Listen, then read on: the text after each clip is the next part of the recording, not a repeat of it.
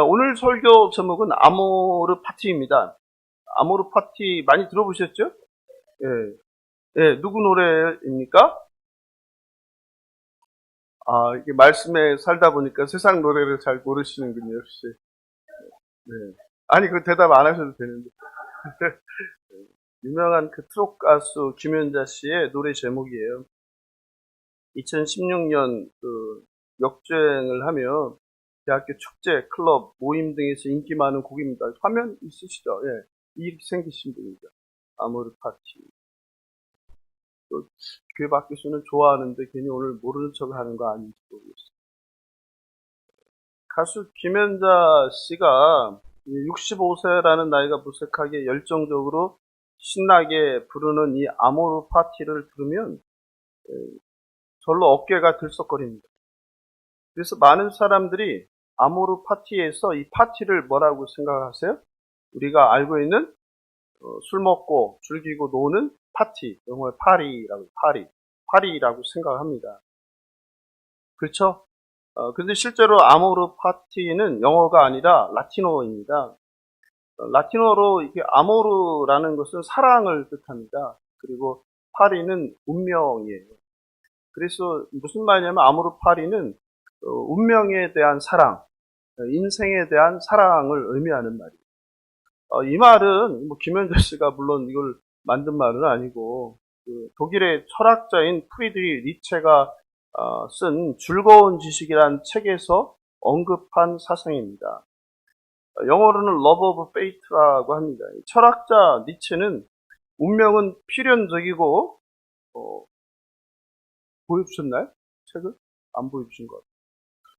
철학자 니체는 운명은 필연적인 것이라고 생각했습니다. 그러므로 인간은 필연적인 운명을 긍정하고 사랑할 때 인간이 위대해지며 인간 본래의 창조성을 발휘할 수 있다고 주장했습니다. 무슨 말이냐면 우리 삶에 있는 고통과 상실을 포함해 내가 살아가면서 나에게 일어나는 모든 일을 받아들이는 그 삶의 태도를 말하는 거예요. 동시에 운명에 체념하거나 굴복하는 것이 아니라 나의 삶에 일어나는 사건이나 고통까지도 적극적으로 받아들인다는 의미예요. 이 천재 철학자 니체가 주장하는 것은 오직 인간입니다. 인간. 니체의 주장과 사고와 철학에는 신이 존재할 자리가 없습니다. 그래서 그는 신은 죽었다라는 유명한 말을 남겨서 우리도 아는 철학자가 되었죠. 특히 교회를 다니시는 분은 니체가 이 말을 했기 때문에 다른 철학자는 몰라도 니체는 꼭 기억하죠. 신은 죽었다고 한 사람입니다. 니체는 하나님을 사랑하라는 기독교 메시지에 대항하여서 아모르 파티를 주장합니다. 운명을 사랑하라. 인생을 사랑하라. 아모르 파티란 스스로 내가 삶의 주인이 되어서 내 삶의 의미를 부여하는 것입니다. 철저한 인간 중심의 인본주의 사상입니다. 그러나 사실 니체가 부인한 것은 신은 아니었어요. 그의 철학의 사상이 담긴 책들을 읽어보면 그가 부정한 것은 당시 타락한 유럽의 기독교였습니다. 실제로 김연자 씨의 아모르 파티는 이런 제목과 같은 세계관을 담고 있는 가사들이 좀 있습니다. 못 들어보셨을 테니까 제가 가사를 좀 읽어드리겠습니다. 산다는 게 다 그런 거지. 누구나 빈손으로 와 소설 같은 한 편의 얘기들을 세상에 뿌리며 살지. 자신에게 실망하지 마. 모든 걸 잘할 순 없어. 오늘보다 더 나은 내일이면 돼. 인생은 지금이야. 아모르 파티. 인생이란 붓을 들고서 무엇을 그려야 할지 고민하고 방황하던 시간이 없다면 거짓말이지. 말해 뭐해. 쏜 화살처럼 사랑도 지나갔지만 누가 부를 줄 아는 사람이 있으면 불러주시면 더 실감이 날 것 같은데. 그렇죠? 모른 척 하신 거였죠? 네.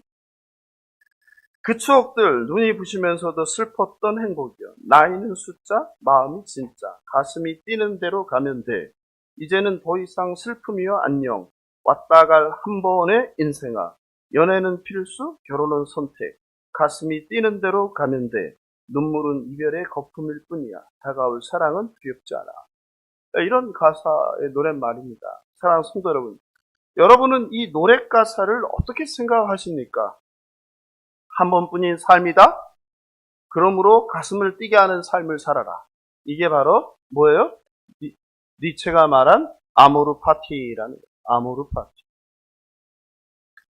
너무 고민하지 말고 하고 싶은 것을 하면 네 마음이 움직이는 대로 살아라는 거예요. 이게 뭐예요? 아모르 파티. 아모르 파티. 부르는 것도 즐겁고 듣고 있으면 심장이 뛰게 돼요. 그리고 기분 전환이 돼요. 즐거워져요. 왜? 템포가 빠른 이런 걸 뭐라고 그러죠? 트롭. 사람을 흥분시키는 트롭. 이 노래는 치열한 경쟁을 하며 약육강식 세상을 사는 지치고 스트레스 가득한 현대인들을 위로합니다. 가사도 나름 생각할 것들이 많아요. 철학적이에요. 인생의 진리를 나름 깨달은 정답이라고 할 수는 없지만 무겁고 우울한 삶이 아니라 즐겁고 행복한 인생을 고대하는 오늘날 삶을 즐기길 원하는 현대인들에게 딱 들어맞는 곡이에요. 그래서 이 노래가 김현자 씨 아모르 파티가 역주행을 한 거예요. 그런데 이것이 바로 세상과 사람들의 소리라는 거예요. 성경은 전혀 다른 이야기를 합니다. 골로새서 우리가 주일날 살펴본 1장 16절에서는 저희 인간은 뭐라고 말하고 있습니까? 피조물이다. 저와 여러분 인간은 오직 창조주 예수 그리스도를 위해 창조되었고 그 예수로 말미암고 예수를 위하여 존재한다라고 가르치죠. 그러므로 인간, 피조물인 인간은 누구를 위해서 살아야 된다? 창조주 예수 그리스도를 위하여 살아야 된다. 이게 성경이 말하는 가르침이죠. 그러니까 세상이 주장하는, 세계적인 철학자가 주장하는 아모르 파티, 이거하고는 정반대를 성경은 가르치고 있다는 거예요. 완전히 다른 세계관, 완전히 다른 가치관, 완전히 다른 인생관이죠. 바울은 어린 교회였던 골로새 교회의 성도들에게 세상 철학, 이단 사상, 거짓 가르침, 토착 신앙, 헬라 문화, 이방신, 천사 숭배 등 다양한 것들이 혼합되어서 유혹받는 상황 가운데 완전히 구별되는 복음, 예수 그리스도가 누구인지를 선포했습니다. 그래서 우리가 주일날 살펴본 15, 20절은 성경 전체에서 66권 전체에서 예수가 누구인지를 가장 잘 설명하는 기독론이라고 합니다. 그걸 기독론. 예수에 대해서 얘기하는 기독론의 절정이라고 부릅니다. 예수는 하나님의 형상이시다. 예수는 모든 피조물보다 먼저 존재하신 분이다. 여기서 이단이 나왔다고 그랬죠. 이 본문에서. 여호와의 증인은 뭐라고 한다고 그랬어요? 이 본문을 가지고 예수는 모든 만물보다 먼저 나신 이기 때문에 하나님께서 첫 번째로 만든 피조물이다. 예수가 창조주가 아니라 피조물이라는 거. 이게 여호와의 증인이죠. 예수는 하나님이 아니라는 거죠. 예수는 만물을 창조한 창조주이십니다. 한국교회에서는 하나님만 창조주라고 하고 예수를 창조주라고 얘기를 안 하는데 이게 잘못된 거예요. 예수는 창조주입니다. 뿐만 아니라 새창조주이십니다. 만물이 예수에게서 났고 예수를 위해 만물이 창조되었습니다. 예수는 교회의 머리이시고 근본이십니다. 만물의 으뜸이십니다. 그리고 예수는 하나님과 전혀 조금도 다르지 않은 동등한 하나님이심을 믿으시기 바랍니다. 그리고 나서 바울은 이제 예수에 대한 초점을 골로새 성도들에게 옮겨가는 거예요. 예수를 믿기 전 골로새 성도들의 상태를 21절에서 표현하는 거예요. 같이 읽어보겠습니다. 시작. 전에 악한 행실로 멀리 떠나 마음으로 원수가 되었던 너희를 이라는 거예요. 예수를 믿지 않는 사람, 예수를 믿기 전의 상태를 어떻게 표현합니까? 첫째, 악한 행실을 했다. 두 번째는 뭐예요? 멀리 떠나 있었다. 셋째는 뭐예요? 하나님과 마음으로 원수가 되었던 상태다. 이게 저와 여러분의 예수 믿기 전 상태라는 거예요. 바울은요, 서신서에서 예수를 믿기 전과 믿고 난 후의 변화를 표현할 때 항상 이 말을 쓰는 거예요. 이게 관용 표현이에요. 그게 뭐예요? 이제는, 전에는. 그러니까 전에는, 이제는이 나오면 항상 바울이 예수 믿기 전과 예수 믿고 난 후의 변화를 대조하는구나 이렇게 이해하시면 됩니다. 예수 믿기 전 골로새 성도들은 하나님과 멀리 떠나 있었습니다. 악한 행실을 하는 존재였습니다. 하나님과 원수가 되었던 존재였습니다. 원수라는 것은 말 그대로 무엇을 의미합니까? 누군가를 미워하고 대적하는 사람입니다. 원수됨은 하나님과 관계가 단절된 사람들의 사고방식, 성향, 태도 전체를 의미하는 거예요. 단순히 마음만 말하는 게 아니에요. 태도, 사고방식, 성향, 모든 걸 포함하는 말입니다. 바울은 이것을 21절에서 구체적으로 표현했는데 어떻게 표현했습니까? 원수됨을, 멀리 떠나 있음을 악한 행실로 표현했죠. 악한 행실. 악한 행실은 무엇입니까? 바울은 갈라디아서에서는 이것을 육체의 일로 표현했죠. 육체의 일. 한번 볼까요? 갈라디아서 5장 19, 21절이죠. 이 악한 행실이 뭐냐? 하나님과 원수되었다는 게 뭐냐 이 말이에요. 뭐예요? 음행, 더러운 것, 호색, 우상 숭배, 주술, 점보는 것. 원수 맺는 것, 분쟁하는 것, 시기하는 것, 화를 내는 것, 방짓는 것, 분열하는 것, 이단, 투기, 술취함, 방탕함, 이 모든 것들을 뭐라고 하는 거예요? 악한 행실. 다른 말로 하면 뭐예요? 육체의 일. 다른 말로 하면 뭐예요? 원수됨. 다른 말로 하면 뭐예요? 하나님과 멀리 떠나 있음. 이걸 다 표현해요. 성경은 구체적으로 표현합니다. 성경은요, 개념적인 책이 아닙니다. 추상적인 책이 아닙니다. 우리의 삶에 대한 구체적인 내용들입니다. 골로새 이방인 성도들은 예수를 믿기 전 과거에 이런 자였다는 거예요. 여러분 각자도 예수를 믿기 전에 이런 분 아니셨습니까? 맞죠? 그런데 예수를 믿고 나서도 여전히 여기에 있으면 되겠습니까? 안 되겠습니까? 안 되죠. 여전히 예수를 믿고 나서도 이렇게 하고 있다. 내 마음에 음란함이 있다. 호색이 있다. 주술, 점을 보고 있다. 우상을 믿고 있다. 시기하고 분쟁한다. 분열하고 투기하고 술취함, 방탕함 이런 것들을 즐겨한다. 당짓는 것, 패가르는 것 이거를 하고 있다면 내가 신앙인인가 의심해 봐야 되는 거예요. 그리고 회개해야 되는 거죠. 여전히 사단의 종로로 타고 있는 거죠. 바울은 에베소 교회 성도들에게도 이제는 전에는 하면서 예수를 믿기 전과 후의 변화를 설명하죠. 에베소서 2장 13절 16절이죠. 거기에 보니까 동그라미 쳐보세요. 이제는 되어 있죠. 이제는. 전에 멀리 있던 너희가. 그죠? 똑같죠? 그러니까 바울 서신을 보면 같은 사람이 쓴 거니까 내용이 같겠어요? 다르겠어요? 거의 동일합니다. 표현만 좀 다른 거죠. 너희가, 멀리 있던 너희가. 그리스도 예수 안에서 뭐로 가까워졌다는 거예요? 그리스도의 피. 그래서 우리가 오늘 보혈 찬양을 많이 불렀잖아요. 피가 중요한 거예요. 예수 그리스도의 피. 예수는 우리의 화평이신 자라. 그래서 제가 여러분에게 늘 말씀드리는 게 내가 어디 가서 어떤 조직에 있든지 내가 감으로 인해서 무슨 일이 일어나야 된다. 거기에 평화가 임해야 된다. 근데 내가 가는 곳마다 분란을 일으키고 시기가 일어나고 분냄이 일어나고 싸움이 일어나면 나는 지금 사탄의 쓰임을 받고 있는 거다. 그리스도인은 어떤 자로 살아야 된다는 거예요? 화평케 하는 자로. 그리스도인이 가는 곳은 전쟁이 끝나야 되는 거예요. 그리스도인이 가는 데는 시비가 끝나야 되는 거예요. 갈등이 없어져야 되는 거예요. 그런데 내가 가는 곳마다 그런 일이 일어난다면 생각해 봐야 되는 거예요. 내가 뭔가 잘못된 거예요. 내가 잘못된 거예요. 내가. 그는 우리의 화평이신지라 둘로 하나를 만드사 원수된 것. 여기 나오죠? 똑같아요. 원수된 것.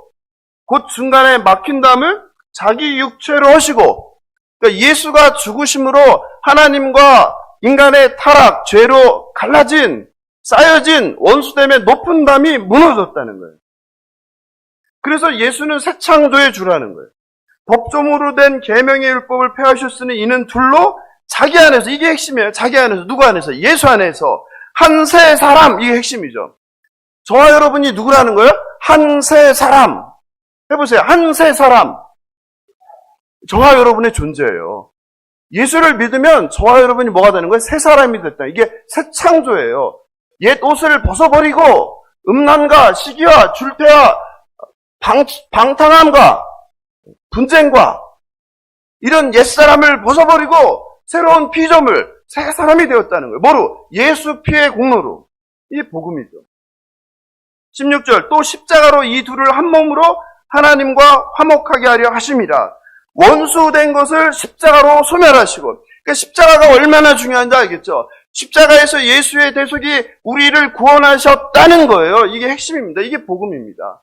그래서 하나님과의 깨어진 관계가, 단절된 관계가, 원수된 관계가 모두 예수 그리스도의 피의 공로로 다 사라져버렸다. 회복되었다. 그걸 다른 말로 하면 뭐예요? 화목이라는 거예요. 그래서 예수를 믿는 사람은 뭐 하는 사람이에요? 화평케 하는 자예요. 화목하게 하는 자예요. 화목하게 하는 자예요. 예수는 십자가 죽음을 통해 우리를 새 사람으로 만들어서 하나님과 화목하게 하셨습니다. 이것을 믿으시기 바랍니다. 예수님의 사역의 핵심은 그래서 뭡니까? 바로 이거. 창조와 화목 두 가지예요. 예수님의 사역의 핵심 두 가지는 창조와 화목. 화해는 보통 누가 해야 됩니까? 싸웠어요. 그럼 화해를 누가 해야 돼요? 그랬어. 너무 잘했습니다. 싸움을 일으킨 사람이 해야지. 그러니까 바꿔 말하면 뭐야? 잘못한 사람이 해야죠. 물론 둘이 잘못하기도 하지만 한 사람이 일방적으로 잘못한 경우가 있단 말이에요. 그럼 화해를 누가 손을 내밀어야 돼요? 예? 누가? 잘못한 사람이 화해의 손을 내미는 거예요. 네? 이게 일반적인 정상이죠. 그런데 하나님과 인간과의 그 깨어진 관계, 단절된 관계는 누구 때문에 일어났습니까? 네? 인간 때문에 일어났죠. 인간의 죄로 일어났잖아요. 그럼 누가 용서를 구하는 화해의 손을 내밀어야 돼요? 네? 아니, 금방 얘기했잖아요. 잘못한 사람이 해야 된다며. 그럼 누가? 잘못한 인간이 하나님께 용서를 구해야 되잖아요. 그런데 그게 아닌 거예요. 그러니까 이게 놀라운 사건이에요. 누가 손을 내미신 사건이에요? 하나님께서 죄인인 우리에게 찾아와서 손을 내민 사건이에요. 이게 십자가의 은혜인 겁니다. 놀라운 사건이에요. 잘못을 저지른 인간이 아니라 하나님께서 먼저, 잘못이 없으신 하나님께서 먼저 손을 내민 사건. 이게 십자가예요. 성육신 사건입니다. 하나님께서 화해를 위해 또 죄값을 누가 지불한 거예요? 우리가 지불한 게 아니라 누가? 네? 하나님 본인이 누구를? 독생자 예수 그리스도를 내어주신 사건. 상상할 수 없는 사건이죠.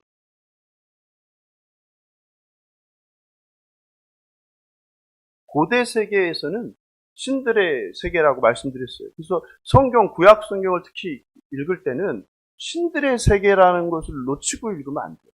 구약 세계 또 신약 세계는 뭐가 지배하는 세상이다? 신들이 지배하는 세상이다. 신들의 세상이다. 각 나라마다, 민족마다, 지역마다 뭐가 있었다? 그 지역에 신이 있었다. 그래서 고대 사회에서 전쟁은 누구의 전쟁이다? 신들의 전쟁이다. 인간들은 뭐 하는 거예요? 신들의 도구로 전쟁의 대리자인 거예요. 그럼 전쟁에 승리했다는 건 뭘 뜻하는 거예요? 누구의 승리예요?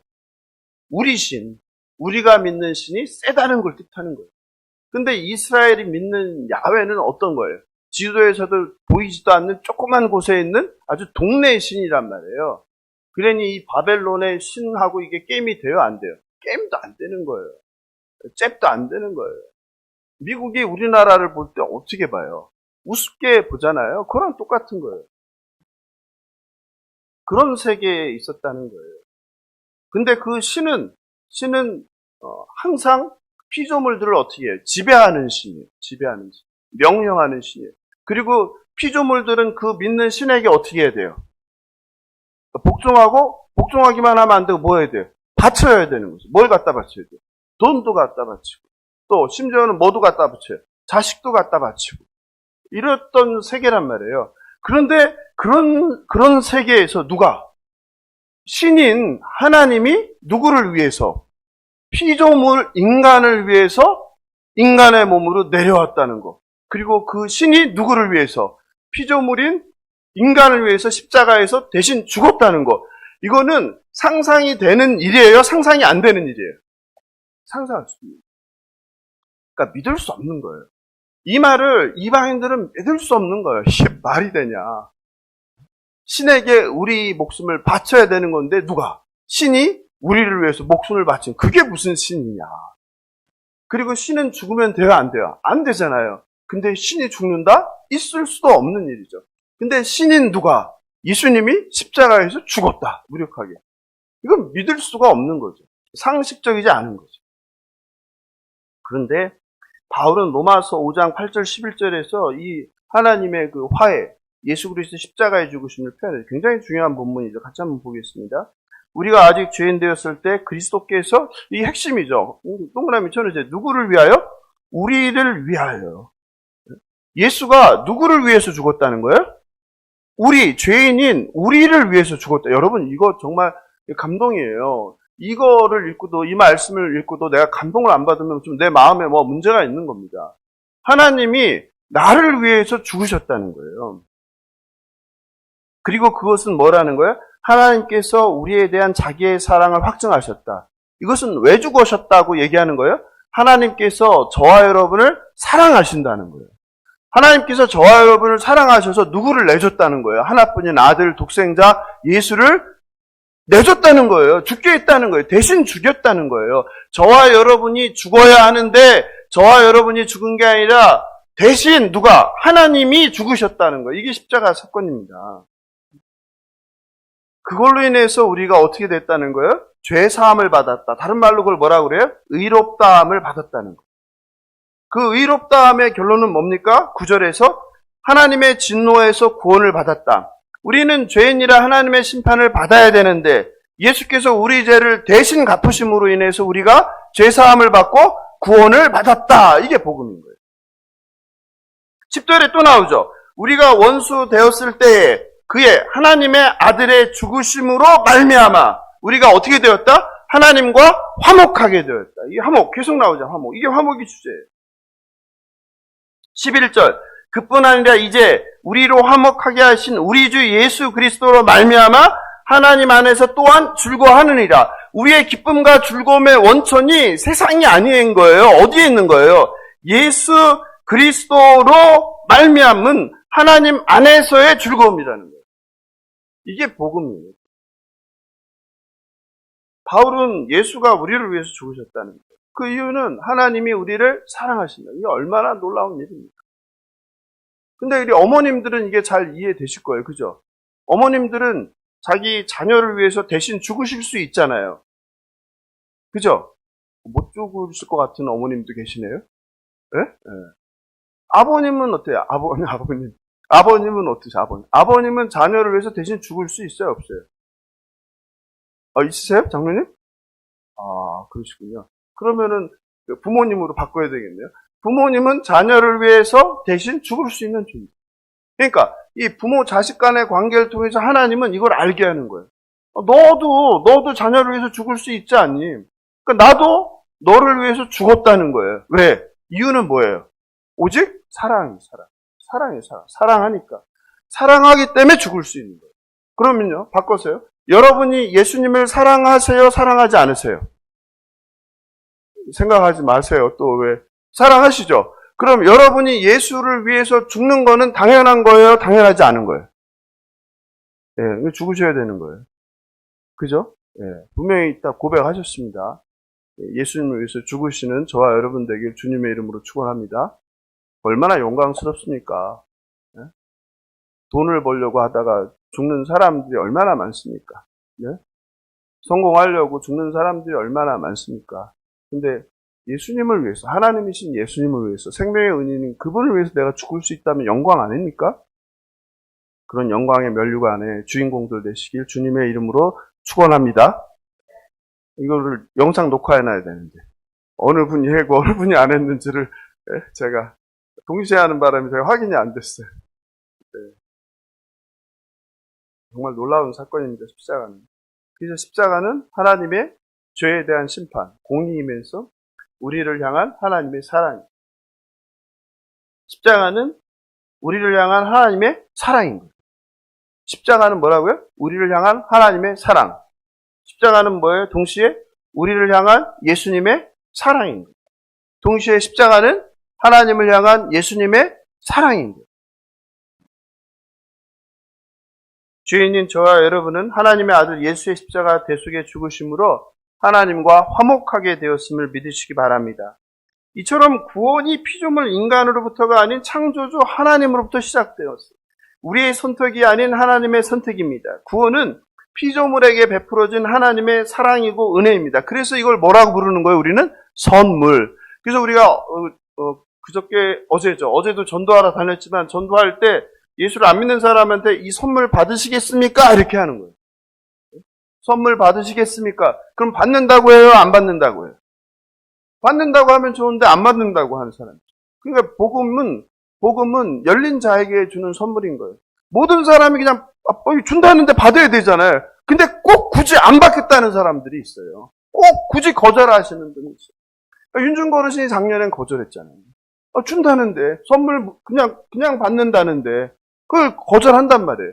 근데 1년 걸렸잖아요. 1년 만에 1년 반이죠. 1년이 더 걸렸죠.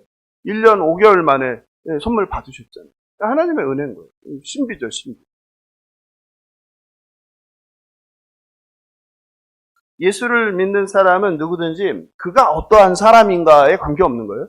그가 도덕적인 사람인지 윤리적인 사람인지 그가 범죄자인지 사기를 친 자인지 거짓말 친 사람인지 상관없는 거예요. 살인자도 어떻게 해요? 네? 예수를 믿고 영접하면 동일하게 뭐가 주는 거예요? 선물이. 네? 살인자도. 그럼 예수를 믿고 주로 고백하는데 선물을 못 받을 사람이 세상에는 있어요? 없어요? 없는 거예요. 아니라고 생각을 자꾸 하는 것 같아요. 한국교회는 자꾸 여기다가 뭔가 규정했어요. 누구는 안 돼, 이거. 거기에 대표적인 게 누구예요? 네? 공산당, 또 동성애자, 또 이슬람, 뭐 이런 딱 규정이 되어 있지, 한국교회는. 이거 빨리 깨버리셔야 됩니다. 거기서 벗어나야 돼요. 네? 아니, 살인자도 받는 구원을 왜 그들은 예수를 믿고 회개하면 못 받습니까? 네? 그런 고정관념을 빨리 깨버리셔야 돼요. 한국교회는 빨리 그 반공 이데올로기에서 벗어나야 됩니다. 한국교회의 복음은 온전치가 못해요. 반공 이데올로기랑 전쟁을 겪은 나라 이 결합되어 있어요. 그러니까 기독교인들 모임에 가면 뭘 흔들고 있어요? 성조기를 왜 흔듭니까, 거기서? 네? 기독교인들이 예배하는데 성조기를 왜 흔들어요? 네? 이스라엘 깃발을 왜 흔듭니까? 네? 근데 모르는 거예요. 본인들이 뭘 하고 있는지 모르는 거예요. 이게 안타깝죠. 정치인들과 종교 지도자들이 그걸 또 이용하죠. 악용하죠. 그런 성도들의 마음을. 복음에 그런 게 어디 있습니까? 복음은 모두에게 공평하게 주어지는 거예요. 죄를 고백하고 예수를 구주로 받아들이면 선물로 주는 거예요, 구원은. 여기서 그렇게 얘기하는 거죠. 그가 어떠한 사람인가, 그가 도덕적인가, 착한 사람인가, 나쁜 사람인가 상관없는 거예요.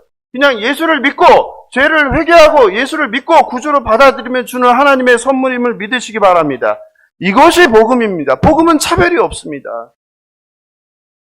그런 점에서 기독교는요, 우리가 하나님을 위해 무엇을 하냐가 아니에요. 다시요. 기독교는 우리가 하나님을 위해 무엇을 하느냐에 관한 것이 아니에요. 그럼 뭡니까? 하나님께서 우리를 위해서 무엇을 하셨나에 관한 거예요. 이게 먼저인 거예요. 구원이 어디로 시작되었다고요? 나로부터가 아니라, 피조물로부터가 아니라 누구로부터?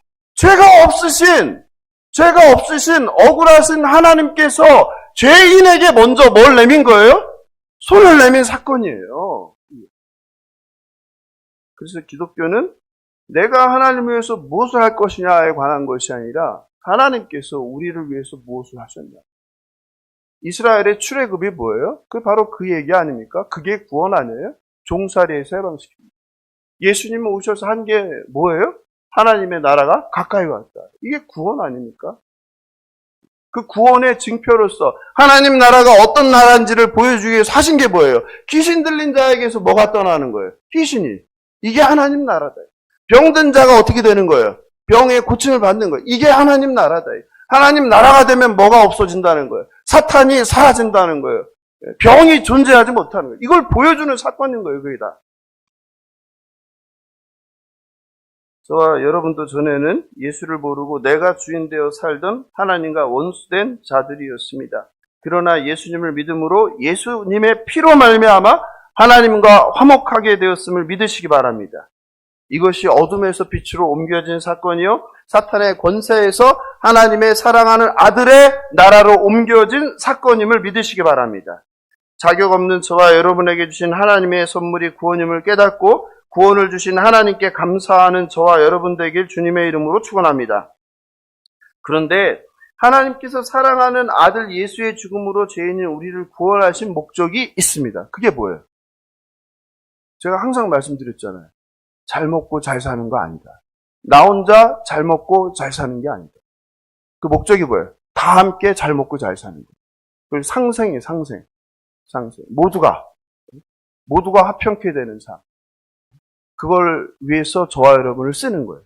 그래서 성경에서 그걸 뭐라고 합니까? 22절에서 말해요. 시작. 이제는 그의 육체의 죽음으로 말미암아 화목하게 하사 너희를 거룩하고 흠없고 책망할 것이 없는 자로 그 앞에 세우자 하셨으니, 이게 누구예요? 이게 제사장이 주셨어요. 저와 여러분을 제사장으로 쓰였대.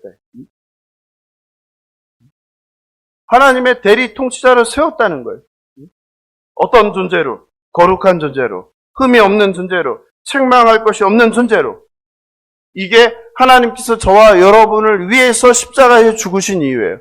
하나님은 절대로 개죽음을 하신 게 아니에요, 십자가에서. 하나님은 어떤 죽음을 하신 거예요? 이유 있는 죽음을 하신 거예요. 어떤 이유요? 저와 여러분을 어떻게 하길 원하시는 거예요? 하나님을 닮은 자, 그게 뭐예요? 거룩한 자, 흠이 없는 자, 책망할 것이 없는 자. 여러분, 이게 얼마나 영광스럽습니까? 저와 여러분이 다른 존재라는 거예요. 세상에서 구별된 존재라는 거예요. 이 구별이 바리새 아니에요. 바리새인이 구별되었다는 뜻 아니에요? 다른 존재예요, 다른 존재. 세상 사람들과는 다른 가치관을 가지고, 세상 사람들과는 다른 목적을 가지고, 세상 사람들과는 다른 삶의 태도를 가지고 살아가는 존재. 근데 그 존재의 양식이 뭐라는 거예요? 거룩이라요, 거룩. 하나님의 자녀됨은 거룩으로의 부르심이에요. 이 거룩함과 흠없는은 구약에서 제사와 관련된 거죠. 희생제물. 하나님께 드리는 제물은 어떻게 해야 돼요? 흠이 있으면 안 되는 거예요. 이거 관련. 마찬가지로 하나님의 백성을 선택하는데 그 백성을 어떻게 되기를 원한다? 하나님을 닮은 거룩함, 흠없는, 책망할 것이 없는. 에베소서에서 바울은 이걸 똑같이 사용하셨는데요. 에베소서 1장 4절입니다. 같이 읽어볼까요? 곧 창세전에 그리스도 안에서 우리를 택하사 우리로 사랑 안에서 그 앞에 거룩하고 흠이 없게. 나왔죠? 여기 자막에 있어요, 자막에.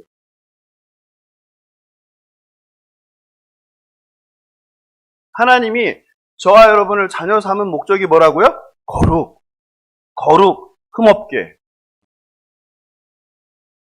흠이 많으세요? 적으세요? 그러면 안 되죠. 거룩하세요? 거룩하지 않으세요? 거룩하세요? 할렐루야. 벌써 거룩에 이르셨군요. 하나님 그걸 원하십니다. 그러니까 우리의 삶의 목적은 뭐가 되어야 되는 거예요? 하나님의 거룩을 닮은 자. 그러니까 내가 입에서 나오는 말이 어떻게 해야 돼요? 욕을 하면 돼요, 안 돼요? 안 되는 거예요. 예수를 믿으면 욕이 사라지는 거예요. 남을 비난하고 책망하는 말을 하면 됩니까? 안 됩니까? 안 되는 거예요. 마음은요, 똑같죠. 마음도 어떻게 해야 돼요? 거룩해야 돼요. 그러니까 내 안에 선한 생각이 많아요? 악한 생각이 많습니까? 악한 생각이 날 때마다 어떻게 해야 돼요? 네? 회개하면서 뽑아달라고요. 네? 정직한 영을 주시옵소서, 거룩의 영을 주시옵소서, 이 악한 생각을 뽑아 주시옵소서, 성령의 불로 태워 주시옵소서. 그게 깨끗한 그릇이죠. 빈 그릇이죠, 그게. 지금은 뭐로 가득 차 있습니까? 악한 생각과 개인의 욕망과 이기심으로 차 있는 거 아니에요? 이게 있어야 그런 우리를 하나님이 뽑아서 성령을 주셔서 뭐하게 만드시는 거예요? 성령을 통해서 내 안에 있는 그 온갖 더러운 것들을 뽑아내게 하시는 거예요. 뽑아내게.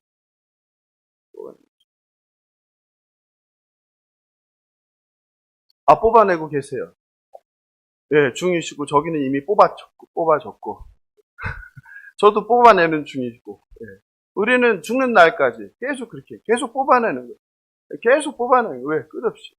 왜냐면 평생을 악한 생각에 살아왔기 때문에 이게 머리끝부터 발끝까지 또 세속적인 가치관 세계에 묻혀 살기 때문에 내가 뽑았는데 나가면 어떻게 되는 거예요? 또 물들고.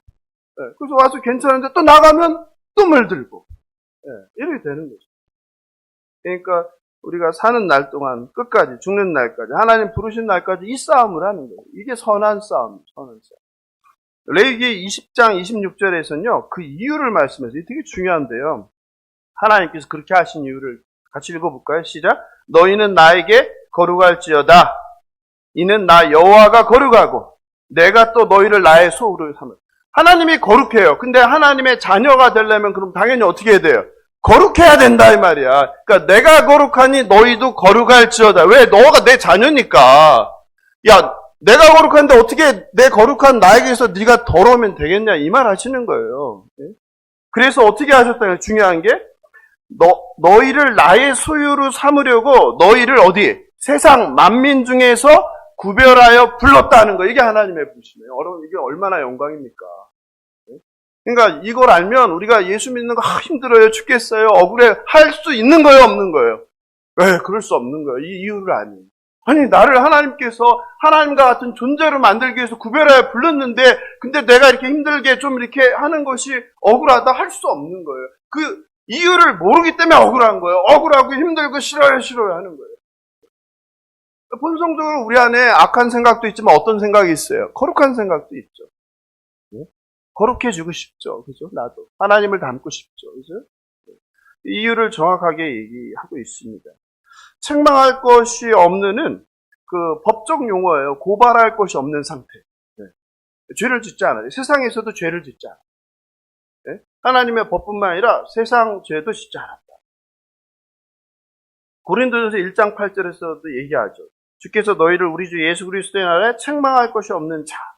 자, 하나님의 저와 여러분을 부르심의 목적은 뭐라고요? 거룩, 흠이 없는 자, 그리고 책망할 것이 없는 자. 할렐루야. 영광으로의 부르심을 믿으시기 바랍니다. 옆 사람 보고 한번 해보세요. 거룩하십니다. 왜 안 나와요? 좋으시겠습니다. 영광입니다, 여러분. 여러분 영광이에요. 저와 여러분 뽑힌 겁니다. 더러운 세상에서 뽑힌 존재예요. 네? 이게 예수를 믿는 자의 복입니다. 이게 복인 거예요. 거룩으로의 부르심. 이게 진짜 복인 거예요. 돈 많이 벌고 성공하고 높아지고 이게 복이 아니라 진짜 복은 뭐라고요? 내가 예수를 믿는 거. 네? 그래서 거룩의 부름 받은 거. 이게 영광임을 믿으시기 바랍니다. 가짜 복 말고 진짜 복을 붙드시기 바랍니다. 에베소서, 그래서 고린도후서에서는 또 바울이 고린도 교회 성도들에게 또 정확하게 더 구체적으로 얘기합니다. 이게 가장 구체적으로 말한 건데 같이 한번 읽어볼까요? 시작. 그런즉 사랑하는 자들아, 이 약속을 가진 우리는 하나님을 두려워하는 가운데서 거룩함을 온전히 이루어 육과 영의 온갖 더러운 것에서 자신을 깨끗하게 하자. 할렐루야. 이게 우리 믿음의 목적이에요. 우리가 인생을 여기서 살아가는 목적이에요. 우리는 거룩의 싸움을 하는 거예요. 죽는 날까지 하나님. 왜? 하나님께서 우리를 거룩으로 부르셨습니까? 저는 감옥에 가면 불편하겠어요? 너무너무 힘들겠어요? 네? 힘들겠죠. 근데 감옥에 여러 번 갔다 왔다 한 사람은 감옥이 저만큼 불편하겠어요? 나름 괜찮겠어요. 나름 괜찮죠. 그러면 그렇게 감옥을 세상에서 들락날락 계속 끝까지 한 사람이 하나님 나라 깨끗한 나라 가면은 편하겠어요? 불편하겠어요? 불편하죠. 음란한 것도 볼 수 없고, 누구를 팰 수도 없고, 거짓말도 할 수 없고. 나는 좀 이렇게 누구 비난하고 욕하고 해야 좀 살맛이 나는데, 거기서는 그것도 못하고. 답답하지 않겠습니까? 그러니까 저와 여러분이 하나님이 나라 가려면 어떻게 해야 되는 거예요? 하나님의 백성으로 살 수 있는 뭐를? 우리의 준비해야 된다. 그게 이 말씀이에요. 에베소서 4장 13절에서는 더 엄청난 말씀을 하셨죠. 뭐라고 했습니까? 그리스도의 장성한 분량이 충만한 데까지 이르리니. 얼마나 감사한 말입니까? 저와 여러분은 하나님을 닮은 자, 그리스도의 장성한 분량에 이르는 자, 그리스도의 장성한 분량. 이걸로 하나님께 저와 여러분을 세상에서 구별해 부르시고 세상에 보낸 거예요. 그래서 너희를 통하여 뭐가? 이 땅 가운데 하나님의 뜻이 펼쳐지고. 그러므로 우리가 살아가는 세상에서 우리가 할 일은 뭐 하는 거예요? 하나님의 정의와 공의를 실현하는 자. 하나님의 화평케 함을 실현하는 자. 생명을 존중하는 자. 하나님의 사랑을 실천하는 자. 이게 그리스도의 사명인 겁니다. 하나님을 닮아 흠없이 거룩함을 이루는 저와 여러분 되길 주님의 이름으로 축원합니다. 그런데 우리가 어떻게 그런 하나님의 거룩을 이룰 수 있을까요? 가만히 있으면 저절로 우리가 거룩하게 되나요? 아니면 수십 년 신앙생활에도 똑같나요? 예? 여러분들 보시면 되잖아요. 수십 년 신앙생활 했는데 엄청 변화가 있었습니까? 아니면 맨날 똑같습니까? 예? 변화가 있는 분도 계시고 변화가 별로 없는 분도 계시고 더 나빠진 분도 계시고. 예? 그 이유가 뭐냐? 그 이유가. 예? 바울은 예수를 만나기만 해도 그 자리에서 그냥 인생이 뒤집어졌는데 나는 신앙생활을 그렇게 많이 하고 설교를 수천 편을 듣고 주일 예배를 수백 번 참석했는데도 왜 변화가 없느냐? 그건 문제가 있는 거죠. 뭔가 잘못된 거죠. 복음이 들어갔는데 변하지 않을 수 없죠. 성령이 들어갔는데 새 사람이 안 될 수 없죠. 문제는 누구에게 있는 겁니까? 본인에게 있는 거죠. 성령을 아직 받지 못한 거죠. 아니면 진리를 아직 받지 못한 거죠. 아니면 듣는데 골라서 취사 선택하는 거죠. 나에게 유리한 성경 말씀만 새기고 그리고 나에게 불리하고 내가 하기 싫고 불편한 건 다 버리는 거죠. 그리고 세상에 빠져 사는 거죠. 종교 생활을 할 가능성이 높은 거죠. 그래서 바울은 골로새 어린 교회 어린 신자들에게 얘기하는 거예요. 어떻게 그렇게 될 수 있느냐? 그게 23절입니다. 읽어보겠습니다. 시작. 만일 너희가 믿음에 거하고 터 위에 굳게 서서 너희들은 다 복음의 소망에서 흔들리지 아니하면 그리하리라. 이겁니다. 바울은 이야기하는 거예요. 그럼 어떻게 그 거룩함에 이룰 수 있느냐? 어떻게 흠없음에 이룰 수 있느냐? 이렇게 해야 돼. 이렇게 해야 돼. 조건들이에요. 23절은. 만일 너희가 이렇게 하면 그렇게 될 거야. 이걸 얘기하는 거예요. 즉 무슨 말이에요? 우리 인간에 뭐가 있다는 거예요? 반응이 있어야 된다. 책임이 있어야 된다. 아무리 목사가 주일마다 금요일마다 하나님 말씀을 여기서 선포하면 뭐 해야 돼요? 여러분이 어떻게 해야 돼요? 그 말씀을 받아야 되죠. 받고 어떻게 해야 돼요? 결단해야 되죠. 돌이켜야 되죠. 죄 짓고 있으면 죄에서 돌이켜야죠. 그리고 깨닫지 못한 게 있으면 깨달았으면 그렇게 해야죠. 그러니까 문제는 뭐라는 거예요? 반응이 없기 때문이에요. 그냥 듣고 끝났기 때문이에요. 일로 들어왔는데 일로 나가버렸어요. 일로 들어왔는데 여기에 그냥 머리에 남았어요. 어디로 안 가고? 가슴으로 내려와요. 가슴에 내려가요. 가슴에 내려가서 어떻게 해야 돼요? 나의 손과 발을 움직여야 되는데 움직이지 못한 거예요. 그러니까 내가 변하지 못한 거예요. 여러분 주변에도 신앙생활 하는데 보면 어떤 분은 말씀 들으면 바로 순종하는 사람 있죠. 있어요. 그분들은 금방금방 변합니다. 금방. 바울이 지금 그 얘기하는 거예요. 어떻게 그렇게 될 수 있느냐? 너희가 믿음에 거하면. 누구를 믿으며 여기서 어떤 믿음이에요? 예수가 그리스도라는 믿음이죠. 예수가 하나님이 약속한 메시아라는 믿음이죠. 그 위에 어떻게 하라는 거야? 굳게 서야 된다는 거예요. 흔들리면 안 된다는 거예요. 근데 여러분 한번 돌아보세요. 여러분의 신앙생활을. 흔들렸습니까? 아니면 그냥 늘 굳게 서 있었습니까? 나는 돌 바위처럼, 예?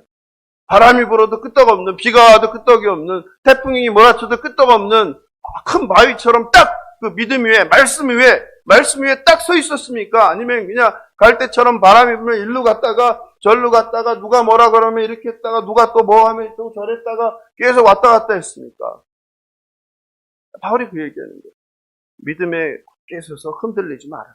그리고 소망을 가져라. 어디의 소망? 세상의 소망이 아니라 뭐해? 복음의 소망을 줘라. 사랑하는 형제 자매 여러분, 우리의 소망은 어디에 있습니까? 복음에 있는 복음. 복음은 뭐예요? 예수가 구원자라는 거예요. 예수가 우리를 위해서 죽으시고 부활했다는 거예요. 그 예수가 지금 하나님 우편에서 세상을 통치하신다는 거예요. 그리고 그분이 때가 되면 다시 오신다는 거예요. 그게 소망입니다. 근데 우리의 소망은 다 뭡니까? 세상에 대한 소망이죠. 잘 되는 거, 잘 되는 거. 그래서 늘 낙심되는 거예요. 나에게서, 주일날도 말씀드렸지만, 나에게서 예수 소망이 사라지는 것 때문에 절망해야 되는 거예요. 근데 그것 때문에 절망하지 않는 거예요. 뭐 때문에 절망하는 거예요? 내가 잘 안 되는 거예요. 내가 소원한 것을 이루지 못한 거. 내 뜻대로 안 되는 것 때문에 절망하는 거예요. 여러분의 소망이 세상이 아니라 오직 예수 그리스도가 되길 주님의 이름으로 축원합니다.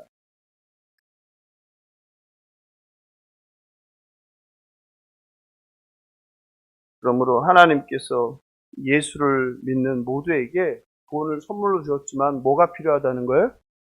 신자의 반응하시는 여러분 되길 바랍니다. 말씀에 반응하시길 바랍니다. 즉각적으로 순종하시길 바랍니다. 그게 거룩해지는 비결입니다. 그게 거룩해지는 비결입니다. 즉 하나님께서는 우리의 책임을 묻고 계신 거예요. 복음을 받는 신자는 그 믿음 위에 서야 되고 그 믿음 위에 흔들리지 말아야 되고 예수 그리스도의 소망을 가져야 되는 거예요.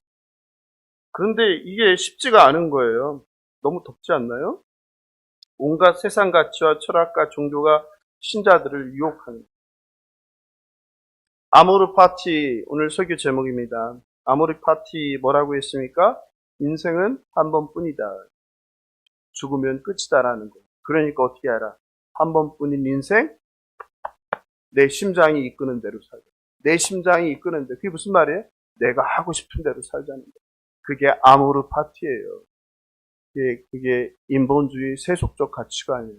오늘날 시대의 사조입니다. 오늘 청년들이 살아가는 방식이에요. 아니 청년들 뿐입니까? 중년들이. 아니 노년들이 살아가는 방식이에요. 인생. 우리 노래도 우리 옛날 노래도 그게 있죠. 그게 뭐예요? 노세, 뭐, 젊어서 노세, 늙어지면 못 노나니, 그죠? 예. 그게 뭐, 이미 아모르 파트가 있었어요, 옛날부터, 그죠? 이게 세상이 우리를, 유혹하는 방식입니다. 죽으면 끝이니, 거기다가 영화까지 나와갖고, 버킷리스트 해갖고, 죽기 전에 꼭 해야 될 것. 이게 세상 가치인 거예요.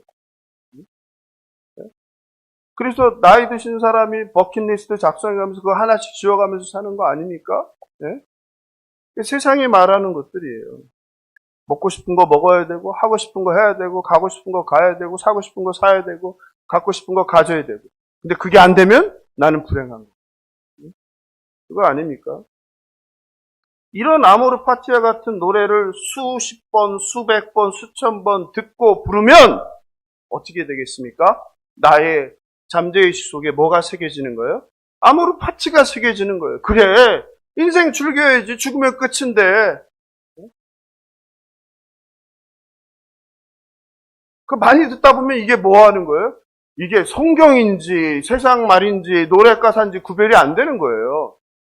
성경은 일주일에 한 번 주일날 잠깐 듣는데, 이 아모르 파티는 뭐 일주일에 뭐 그냥, 차만 타면 아모르 파티하고, TV 키면 아모르 파티하고, 예? 수십 번, 수백 번, 성경 말씀은 외우지도 못하는데, 그 아모르 파티는 가사를 다 외워버리고, 이러면 어떻겠습니까? 내가 뭐에 지배를 받겠습니까? 그 아모르 파티에 지배받는 거죠. 뿐만 아니라 TV를 켜면 온갖 세상에 화려하고 아름답고 멋진 것들이, 아름다운 집들이, 먹음직한 음식들이, 보암직한 관광지들이, 가지고 싶은 물건들이 수백 개의 채널을 통해서 쉬지 않고 나의 눈과 귀를, 오감을 통해서 유혹합니다. 드라마는 어떻습니까? 영화는 어떻습니까? 쇼프로들은 어떻습니까? 성경적 하나님의 말씀과 상관없는 사람들의 원초적 감각과 욕망을 건드리는 자극적이고 흥미로운 내용들로 우리 정신을 세뇌시키고 시간과 마음을 빼앗아 버립니다. 이렇게 온통 우리 삶에 돈, 성공, 안락, 행복, 쾌락 등 다양한 것들이 하나님을 닮아 거룩해지려는 우리를 가만두지 않습니다. 그러니까 늘 흔들릴 수밖에 없는 거예요. 믿음 위에 굳게 설 수 없는 거예요. 하나님보다 중요한 것들이 더 많은 거예요. 머리로는 이러면 안 되는데 하는데 마음이 따르지 않고 몸과 팔과 다리가 작동하지 않는 겁니다. 그렇게 한번 오래 해보세요. 이제 말씀이 안 들립니다. 불편합니다. 이러면 안 된다는 생각도 사라져버립니다. 그 중에서 가장 큰 위협은 평생 학교 교육에서 배운, 사회에서 배운, 사람들과 교제하며 어울리면서 자연스럽게 스며든 인간 중심의 사고, 그게 인본주의예요. 그게 니체가 말한 사상입니다. 아모르파티. 세상 철학자와 지식인들은 니체뿐이 아니라 모두가 다 나를 찾아가는 것, 인생은 나를 찾는 것이다. 내가 원하는 것을 하는 것이다. 그게 자아성취다. 그게 행복이다. 하고 싶은 대로 말하고 행동하면서 살아야 돼. 이게 성공적인 삶이라고 정의하고 가르치고 규정합니다. 하나님 없이 이룬 이 땅에 그 어떤 성취나 성공도 영원하지 않습니다. 기쁨도 행복도 만족도 유한합니다. 큰 성취 뒤에, 큰 성공 뒤에는 늘 공허가 찾아옵니다.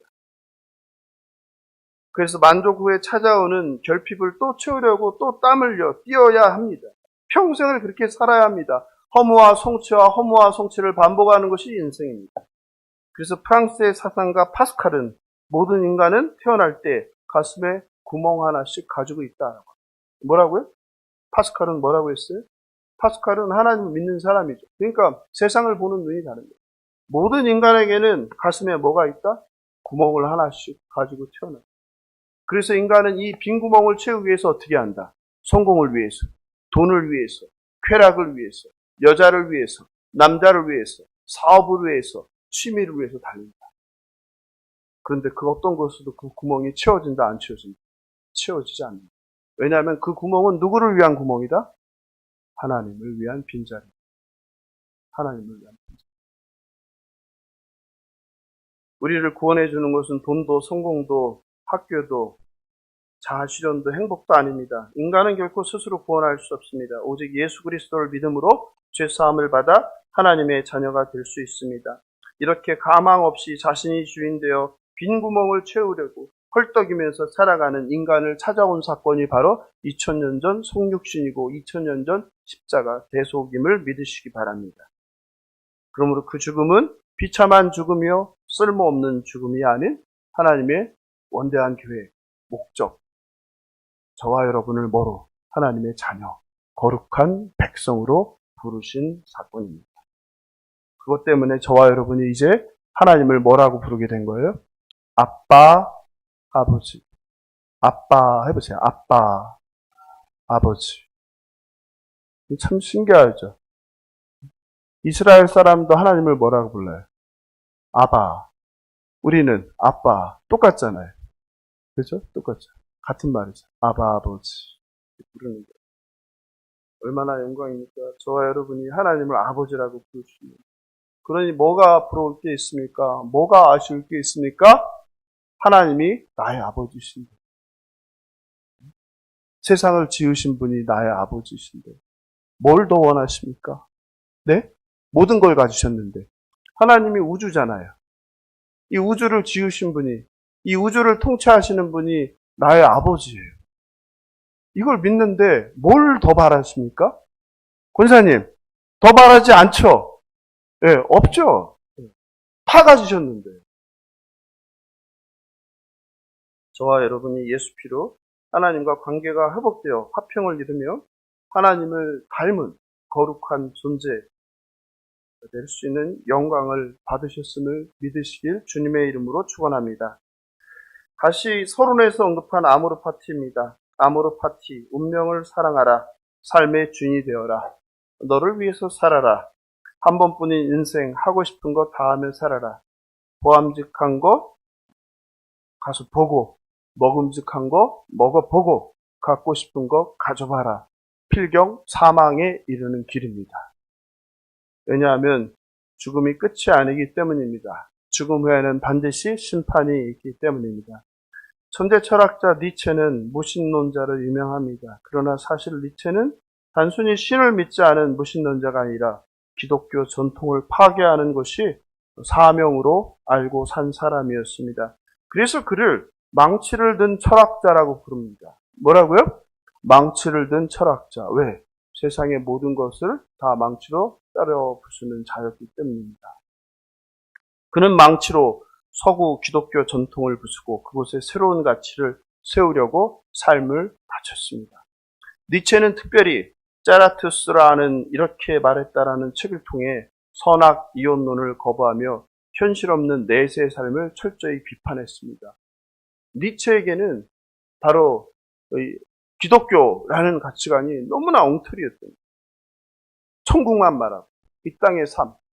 그러니까 그게 얼마나 잘못된 건지를 니체는 사실은 꼬집은 거예요. 오늘날 기독교인들이 새겨드려야 될 필요가 있는 말씀입니다.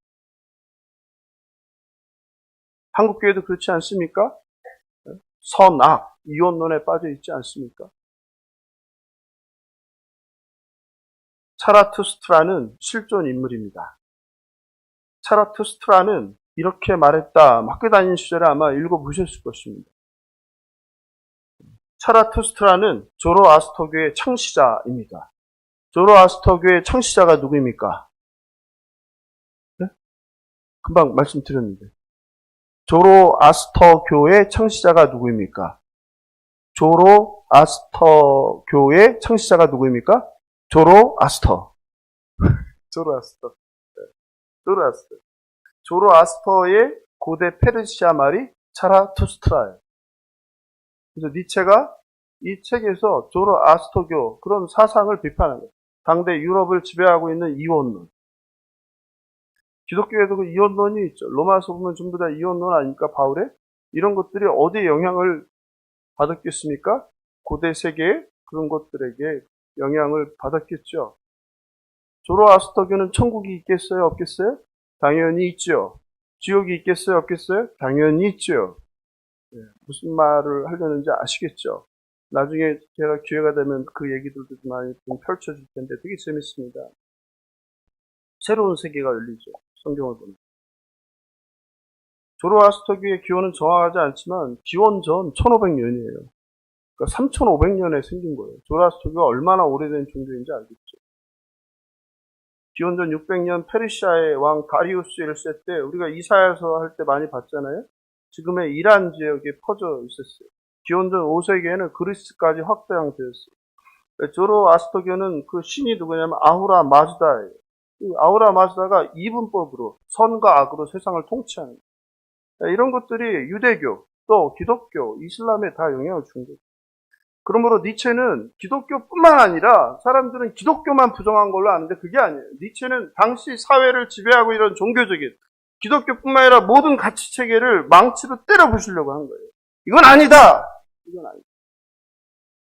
그리고 새로운 개념인 초인, 슈퍼맨 사상을 주장하는 겁니다.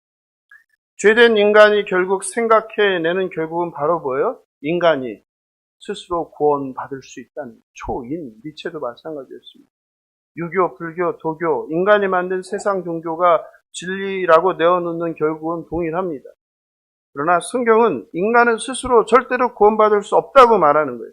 인간은 머리부터 발끝까지 타락하여서 죄로 오염되어서 외부의 도움, 하나님의 도움이 없이는 절대로 의로워질 수 없는 존재라고 말하는 거예요. 이게 기독교인 거예요. 하나님께서 우리를 사랑하사 아들 예수 피로 말미암아 이것을 믿는 모든 자에게 하나님과 화해하셔서 그래서 화평케 되어서 구원을 주셨음을 믿는 저와 여러분 되길 주님의 이름으로 축원합니다. 말씀을 마무리합니다. 사도 바울은 아모르 파티를 외치는 세상을 향해 아니다! 인간의 참된 행복은 피조물인 인간이 아닌 복음 예수 그리스도에 있다. 라고 선언하는 겁니다. 하나님은 죄로 깨어진 하나님과 인간의 관계를 회복하기 위해 아들 예수를 십자가 대속물로 내어주신 화평케 하시는 사랑이시다. 하나님은 사랑이십니다.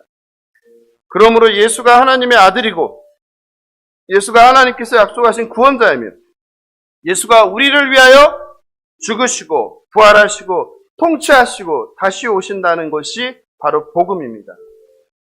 로마 황제가 복음인 시대 로마 황제 퀴리오스 신이 아니라 예수 그리스도가 유일하신 퀴리오스 주님임을 믿으라고 골로새 성도들에게 외치는 겁니다. 사랑하는 성도 여러분, 속지 마십시오. 한 번뿐인 인생, 가슴 뛰는 대로 살라, 마음껏 즐겨라, 이런 유혹에 속지 마십시오. 죽으면 끝이다, 이런 말에 속지 마시길 바랍니다. 죽음은 끝이 아니라 믿는 우리에겐 새로운 시작입니다. 예수님이 하나님께서 구원하신, 약속하신 구원자임을 믿으시기 바랍니다. 예수 외에 구원받을 다른 이름을 주지 않았음을 믿으시기 바랍니다. 예수만이 길이요, 진리요, 생명임을 믿으시기 바랍니다. 예수 피로 십자가의 보혈만이 우리를 죄에서 자유케 하셨음을 믿으시기 바랍니다. 그리고 하나님을 닮아 거룩하고 흠없고 책망할 것 없는 자로 빚어져서 하나님 앞에 설 수 있는 저와 여러분 되길 주님의 이름으로 축원합니다. 바울처럼 예수가 그리스도임을 전하는 복음의 일꾼으로 남은 인생 쓰임 받길 주님의 이름으로 축원합니다. 말씀 생각하면서 찬송가 268장 죄에서 자유를 얻게 함은 찬양하겠습니다.